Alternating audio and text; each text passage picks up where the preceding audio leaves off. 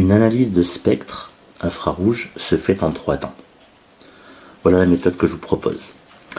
Dans un premier temps, il faut toujours regarder le spectre dans la zone à peu près de 1700 cm-1. Cette zone correspond généralement aux liaisons au groupe carbonyle, C double liaison O.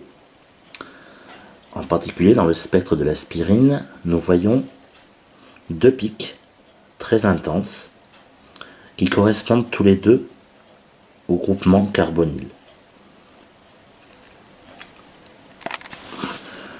Nous constatons que le premier pic vers 1700 cm-1 correspond bien à un groupement CO, et si nous nous reportons à la table donnée, ce groupe CO correspond au CO d'un acide carboxylique. De même, le deuxième pic correspondant au groupement CO se situe aux environs de 1740 cm-1. Ce groupement CO, d'après les tables, correspond à celui de l'ester. Donc nous avons de ce fait identifié les 2 groupes carbonyles présents dans la molécule d'aspirine. On pourrait faire de même pour essayer d'identifier un aldéhyde ou une cétone. Par exemple, une cétone se caractérise par un pic aux environs de 1715 cm-1. Pour un aldéhyde, on serait plus proche de 1720-1725 cm-1. Ensuite, pour pouvoir distinguer s'il s'agit d'un aldéhyde, d'une cétone, d'un ester, nous devons regarder la présence d'autres bandes caractéristiques de ces fonctions. S'il s'agit d'un alcool, d'une cétone, nous devrions avoir qu'un pic. S'il s'agit d'un aldéhyde, nous devrons regarder l'élongation correspondant à la liaison CH. S'il s'agit d'une amide, nous devons regarder la présence de liaison NH aux environs de 2500 à 3300 cm-1. Et donc, dans le cas d'un acide carboxylique, nous devons regarder la présence de liaison OH. Deuxième étape, l'étude aux environs de 3000-3500 cm-1 pour détecter la présence de groupes hydroxyle. Ce qui est le cas pour la molécule d'aspirine. Nous obtenons une bande large qui correspond à des groupes OH liés. Ce qui signifie que ces groupes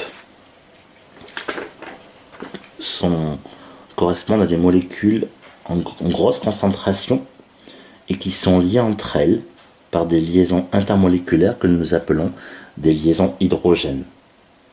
Ces liaisons hydrogènes vont provoquer une diminution du nombre d'ondes. La bande va se décaler légèrement vers la gauche, vers les faibles nombres d'ondes, et s'élargir. Si, dans le cas contraire, nous obtenons une solution d'alcool très diluée, ou à l'état gazeux, le spectre sera tout à fait différent. Nous passons du spectre de droite au spectre de gauche.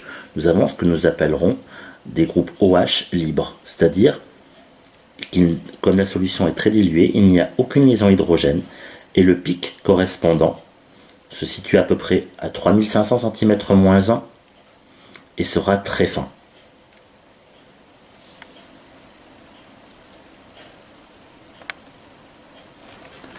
Dernier indice pour justifier que la molécule d'aspirine contient bien la fonction ester, nous constatons dans la zone de l'empreinte digitale une bande très intense aux environs de 1200 cm-1 qui correspond effectivement à la liaison simple CO présente dans les esters. Pour finir, dernière étape. Si lors de l'étude d'un spectre infrarouge nous n'avions ni groupe CO ni groupe hydroxyle, il reste les liaisons CH. Les liaisons CH pour les alcanes se situent entre 2850 et 2950, pour les alcènes entre 3050 et 3080, et pour les groupes aromatiques entre 3020 et 3050, ce qui est le cas pour notre spectre.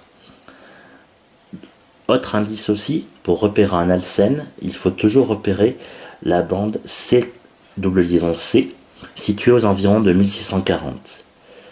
Ainsi que pour un aromatique, on doit avoir aussi une liaison carbone, liaison double, aux environs de 1450-1600 cm-1, ce qui est aussi le cas de notre spectre, puisque la molécule comporte un cycle aromatique. Voilà, ce qui permet de conclure et d'aborder donc le fait que les spectres infrarouges permettent de déterminer les principales fonctions d'une molécule organique, d'en déduire une partie de ces différentes liaisons